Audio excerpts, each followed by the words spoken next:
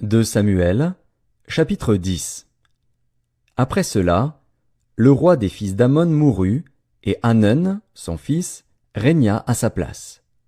David dit, « Je montrerai de la bienveillance à Hanun, fils de Nacash, comme son père en a montré à mon égard. » Et David envoya ses serviteurs pour le consoler au sujet de son père.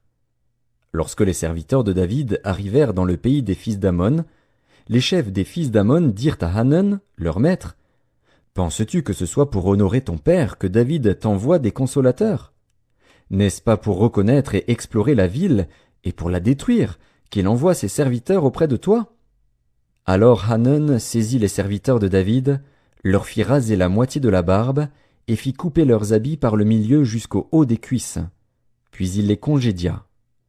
David, qui fut informé, envoya des gens à leur rencontre, car ces hommes étaient dans une grande confusion.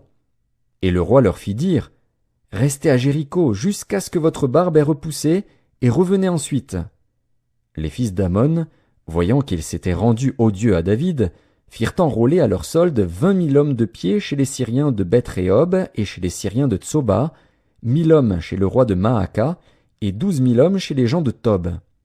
À cette nouvelle, David envoya contre eux Joab et toute l'armée, les hommes vaillants. Les fils d'Ammon sortirent, et se rangèrent en bataille à l'entrée de la porte.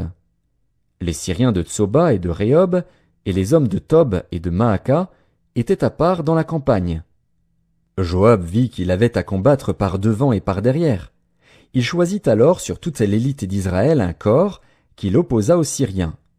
Et il plaça sous le commandement de son frère Abishai le reste du peuple pour faire face aux fils d'Ammon. Il dit, « Si les Syriens sont plus forts que moi, tu viendras à mon secours. Et si les fils d'Ammon sont plus forts que toi, j'irai te secourir. Sois ferme, et montrons du courage pour notre peuple et pour les villes de notre Dieu, et que l'Éternel fasse ce qui lui semblera bon. » Joab, avec son peuple, s'avança pour attaquer les Syriens, et ils s'enfuirent devant lui.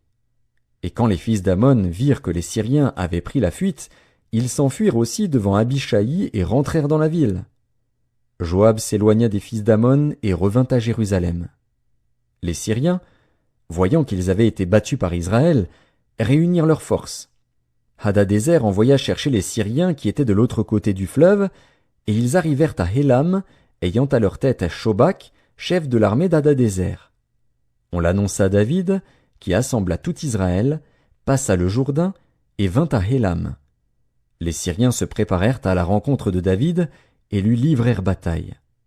Mais les Syriens s'enfuirent devant Israël. Et David leur tua les troupes de 700 chars et 40 000 cavaliers. Il frappa aussi le chef de leur armée, Shobak, qui mourut sur place.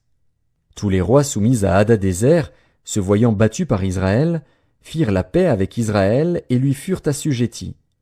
Et les Syriens n'osèrent plus secourir les fils d'Ammon.